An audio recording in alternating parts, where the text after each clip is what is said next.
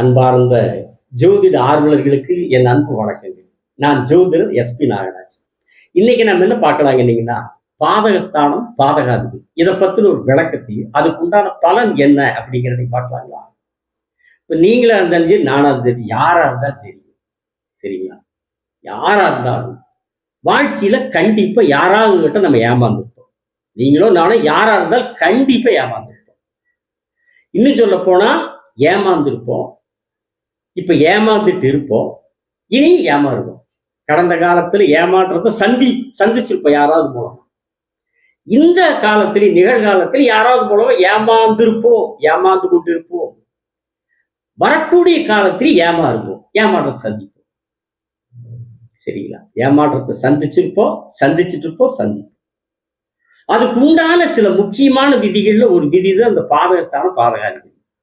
எப்படின்னு பாத்தீங்கன்னா, உதாரணத்துக்கு மேச லக்னத்துக்கு எடுத்துக்கலாம். சரிங்களா? அது பாதகஸ்தானம் எதுங்க?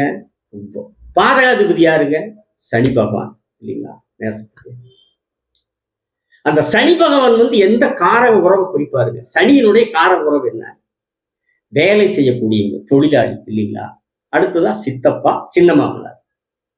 அப்போ இந்த மேச லக்னத்துக்காரங்களுக்கு பாதகாதிபதி சனி பகவான் வரும்போது சனியினுடைய காரக உறவான வேலை செய்யக்கூடியவங்க மூலமா, தொழிலாளி மூலமா, அந்த மேச லக்னத்துக்காரங்கிட்ட ஏதோ ஒரு வேலை செய்யறாங்க நீங்க, அந்த வேலை செய்யக்கூடிய வேலையாள் மூலமா இந்த மேச லக்னத்துக்காரர்கள் ஏமாற்றத்தை சந்திப்பாங்க.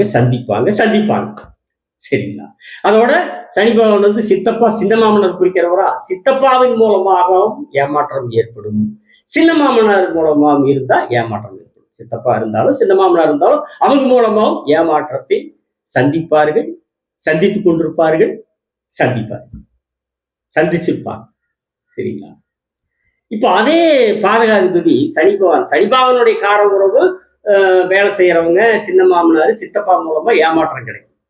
அந்த சனி பகவான் போய் ஏதோ ஒரு வீட்டுல உட்காருவார் இல்லைங்களா? 12 பாவகத்துல ஏதாவது ஒரு பாவத்தில், மேசத்திலிருந்து மீனத்து வரைக்கும் ஏதோ ஒரு பாவத்தில் இருப்பார் இல்லைங்களா? அப்படி எந்த பாவத்தில் இருக்கிறாரோ அந்த பாவகம் குறிக்கிற உறவின் மூலமாகவும் இந்த ஜாதகருக்கு ஏமாற்றம் கிடைக்கும். மேசல்கிறதுக்காரங்க உதாரணத்துக்கு சனி பகவான் போய் ரிஷபத்தில் உட்கார்ந்துடுறான்னு வைங்க. மேசத்துக்கு அடுத்த வீட்டு ரிஷபம், குடும்பஸ்தானம், குடும்பத்தின் மூலமா ஏமாற்றம் கிடைக்கும். அதே சனி பகவான் அடுத்த வீடான மிதுனத்தில் உட்கார்ந்துடுறாரு, 3வது வீட்டுல, இளைய சகோதரத்தின் மூலமாகவோ அல்லது மாமனார் மூலமாகவும் ஏமாற்றம் கிடைக்கும். இளைய சகோதரர் மாமனார் மூலமா ஏமாற்றம். சரி, 4 போய் உட்கார்ந்துடுறார். மேசலக்கணக்கு 4 போய் பாதகாதிபதி சனி கடகத்தில் உட்கார்றார், அம்மானால ஏமாற்றம். சரி, அடுத்து சிம்மத்தில் 5 போய் உட்கார்றார், குழந்தையினால ஏமாற்றம். இப்படி பாதகாதிபதி யாரோ அந்த பாதகாதிபதி கிரகம் குறிக்கிற உறவுனாலும் அந்த ஜாதகர் ஏமாற்றத்தை சந்திப்பார். அந்த பாதகாதிபதி போய் எந்த பாவகத்தில் உட்கார்றாங்களோ அந்த பாவகம் குறிக்கிற காரக உறவுனாலும் இந்த ஜாதகர் ஏமாற்றத்தை சந்திப்பார். அடுத்ததா பாத்தீங்கன்னா, பாதக ஸ்தானம் இருக்குது இல்லைங்களா? இது பாதகாதிபதி பார்த்தோம். சனி பாதகாதிபதி, அவருக்கு உண்டான கார உறவு எந்த லக்கணமா இருந்தாலும் எந்த பாதகாதிபதி அந்த பாதகாதிபதியோட கிரகம் வரும். அந்த பாதகாதிபதி எந்த பாவத்தில் உட்கார அந்த பாவத்தோட கிரகம் வரும். அதன் மூலம் ஏமாற்றம். இப்போ மேசத்துக்கு பாதகஸ்தானம், கும்ப பாதகாதிபதி சனி போய் ஒரு வீட்டில் உட்கார்ந்து அந்த பாவகத்து உறவின் மூலமாக ஏமாற்றம், சனியினுடைய கிரக உறவின் மூலம் ஏமாற்றம். அதே பாதகஸ்தானம் இருக்கு இல்லைங்களா? கும்பம், அந்த பாதகஸ்தானத்தில் போய் ஏதாவது ஒரு கிரகம் உட்கார்ந்துருச்சுன்னு வைங்க. ஒரு கிரகம் உட்கார்லன்னா பரவாயில்ல, ஏதோ ஒரு கிரகம் போய் உட்கார்ந்துருச்சு பாதகஸ்தானத்தில், கும்பத்துல, மேசத்துக்கு, அந்த கிரகம் குறிக்கிற உறவுனாலே அந்த ஜாதகருக்கு ஏமாற்றம் கிடைக்கும். இப்போ கும்பத்தில் போய் மேசத்துக்கு பாதகஸ்தானமான கும்பத்தில் புதன் உட்காந்துட்டாரு வைங்க, மாமா மூலமா ஏமாற்றம் வரும், காதலின் மூலமா ஏமாற்றம் வரலாம், நட்பு மூலமா ஏமாற்றம் வரலாம். சுக்கரன் போய் உட்காந்துட்டார், அக்கா, அத்தை, சின்னம்மா, பெரியம்மா இவங்க மூலமா ஏமாற்றம் வரலாம். அதே ஒரு ஆண் ஜாதகமா இருந்துச்சுன்னா மனைவி மூலமாவும் ஏமாற்றம். சரி, அந்த பாதகஸ்தானத்துல போய் சூரியன் உட்காந்துட்டார், அப்பா மூலமா ஏமாற்றம். சரி, சந்திரன் போய் உட்காந்துட்டார், அம்மா மூலமா ஏமாற்றம். இப்படி எந்த கிரகம் போய் பாதகஸ்தானத்தில் உட்காருதோ அந்த கிரகம் குறிக்கிற உறவுனாலும் ஜாதகர்கள் ஏமாற்றத்தை சந்திப்பார்கள். எது என்ன லக்னமோ அந்த லக்னத்துக்கு யார் பாதகாதிபதியோ அந்த பாதகாதிபதி குறிக்கக்கூடிய கிரக உறவுகளாலும் ஏமாற்றம் ஏற்படும். அந்த பாதகாதிபதி உட்காரக்கூடிய பாதக உறவுகளாலும் ஏமாற்றம் ஏற்படும். அந்த பாதகஸ்தானத்தில் போய் உட்காரக்கூடிய கிரக உறவுகளாலும் ஏமாற்றம் ஏற்படும்.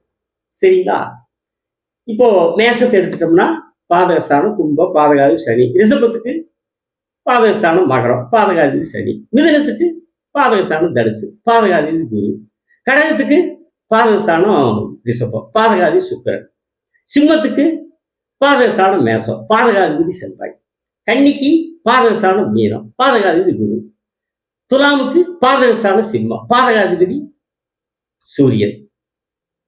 விருச்சிகத்துக்கு பாதகஸ்தானம் கடகம், பாதகாதிபதி சந்திரன். தனுசுக்கு பாதகஸ்தானம் மிதுனம், பாதகாதிபதி புதன். மகரத்துக்கு பாதகஸ்தானம் விருச்சிகம், பாதகாதிபதி செவ்வாய். கும்பத்துக்கு பாதகஸ்தானம் துலாம், பாதகாதிபதி சுக்கிரன். மீனத்துக்கு பாதகஸ்தானம் கன்னி, பாதகாதிபதி புதன். சரிங்களா?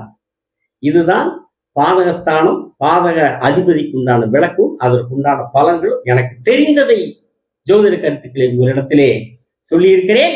அடுத்த காணொளி வேறொரு தலைப்பில் உங்களோடு பேசுகிறேன்.